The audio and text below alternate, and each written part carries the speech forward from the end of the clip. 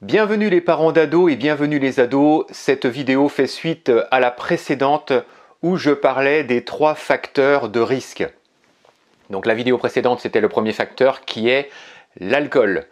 Le deuxième facteur, je vais t'en parler dans cette vidéo, il s'agit de la drogue du cannabis. C'est le deuxième facteur où vraiment les jeunes se mettent en danger. Alors il faut savoir que 1 ado sur 2 a déjà consommé du cannabis. Pourquoi? Parce que il est très facile d'en trouver. Tu en trouves devant le collège, tu peux même en trouver à l'intérieur des établissements scolaires. Donc pourquoi également c'est très facile? Parce que les prix ont vraiment diminué. Tu peux en trouver maintenant pour pas cher du cannabis. Donc c'est très facile d'en trouver à tous les coins de rue. Et les jeunes sont vraiment des cibles faciles parce que bien souvent ils ont de l'argent de poche et avec cet argent de poche, eh bien, ils vont pouvoir facilement acheter le cannabis. Le cannabis est également considéré comme une drogue douce. Effectivement, bien souvent les jeunes, quand on leur parle du cannabis, ils nous font référence à le cannabis qui est utilisé en médecine pour soigner ou soulager les gens.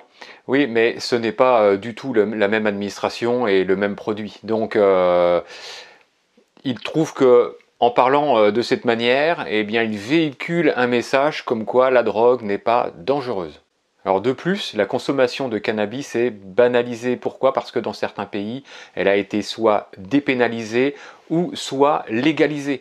Donc, ton jeune te dit, mais dans d'autres pays, si on a le droit d'utiliser ou de fumer le cannabis, pourquoi on n'aurait pas le droit en France? Aussi, on nous parle bien souvent des addictions. Donc, ils font référence également à l'alcool. Ils disent, mais comment se fait-il que l'alcool est légalisé en France et le cannabis n'est pas légalisé? Là, c'est le grand débat et on voit que certains pays ont franchi le pas. En France, on ne l'a pas franchi. J'ai quand même un petit avis. Pour moi, c'est une drogue qui, on va dire, amène à une addiction et ce n'est pas bon du tout. À partir du moment où on est fragile, on est faible, eh bien, on ne va pas savoir réguler sa consommation et on va partir dans des excès. Surtout que le cannabis, si on l'utilise de plus en plus, eh bien, on va tomber dans des drogues dures. Là, dernièrement, j'ai croisé des jeunes qui étaient avec de la cocaïne et de l'ammoniac. Ils faisaient un mélange pour se l'injecter. Donc, on part vraiment après dans des drogues qui sont dures. Autre chose que les jeunes revendiquent concernant le cannabis, ils nous disent mais avant, dans les années 60, 70, il y avait l'herbe. Et l'herbe, eh bien, personne ne disait rien. C'était en plus, ça donnait une image de liberté et autres. Oui, mais il faut savoir que l'herbe des années 60-70 n'est pas du tout la même que l'herbe de maintenant. À savoir que, et ça a été prouvé scientifiquement, il y a 30% de THC en plus dans le cannabis d'aujourd'hui, dans le hashish d'aujourd'hui, 30% de THC. Le THC agit sur quoi? Agit sur les neurones. Le THC, c'est tétrahydrocannabinol, je crois que c'est ça. Et donc, ça agit directement sur les neurones et ça provoque des troubles irréversible, notamment s'il y a un terrain fragile vers de la schizophrénie et on voit de plus en plus de jeunes schizophrènes. Alors que faire avec ton ado consommateur de cannabis? Alors je t'ai fait une vidéo dessus, donc je ne vais pas, on va dire, refaire la même vidéo. Hein.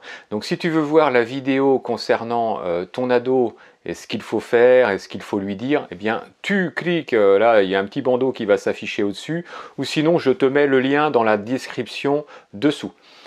Donc la première des choses, bien évidemment, que tu vas devoir faire avec ton ado, c'est en discuter avec lui, discuter des dangers, les dangers de toute addiction, et notamment le cannabis. Et si en plus il est conducteur de véhicule, eh bien tous les problèmes que ça peut engendrer derrière, car aujourd'hui, à partir du moment où on est impliqué dans un accident de la route, un accident corporel, eh bien il y a des dépistage alcoolémie et dépistage au niveau de la drogue. je profite avec mes ados, bien évidemment, de leur parler des dangers de la drogue, du cannabis, par le biais d'un film, d'un article. Dernièrement, c'était un article, et c'était notamment par rapport aux 30% de plus de THC. Et je leur ai fait voir, je leur ai dit, regardez, aujourd'hui, pourquoi il y a de plus en plus de jeunes qui ne se sentent pas bien et qui partent faire des séjours à l'hôpital, à l'unité médico-psychologique. L'unité médico-psychologique, c'est pour les personnes qui ont des problèmes au niveau cérébral, au niveau du cerveau, ça ne va plus du tout.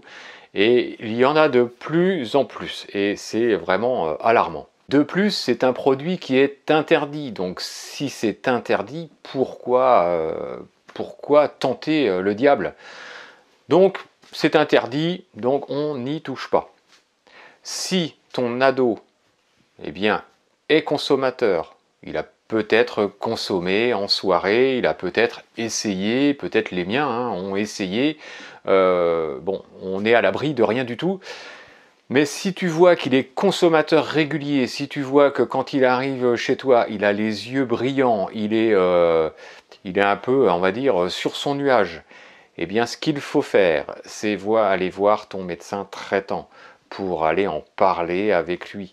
Tu avises avant tout ton médecin et tu ne restes pas avec ton ado chez le médecin, parce que je pense que ton ado pourra mieux se confier si tu te trouves dans la salle d'attente. Et puis le fait d'en parler à quelqu'un d'autre que les parents, des fois c'est beaucoup mieux. Donc tu vois avec ton médecin traitant et peut-être que le médecin traitant va te diriger vers un spécialiste au niveau des addictologies. Voilà. Donc c'est la fin de cette vidéo qui est courte parce que j'ai déjà fait une vidéo sur ce sujet où, je te le répète, il y a une description en dessous où tu pourras revoir la vidéo sur la drogue. Je te dis à la prochaine vidéo parce que le sujet n'est pas terminé.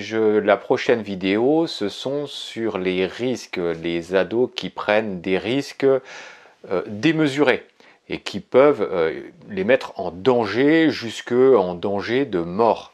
Donc, je te dis à la prochaine vidéo, je te dis à bientôt. Ciao, ciao!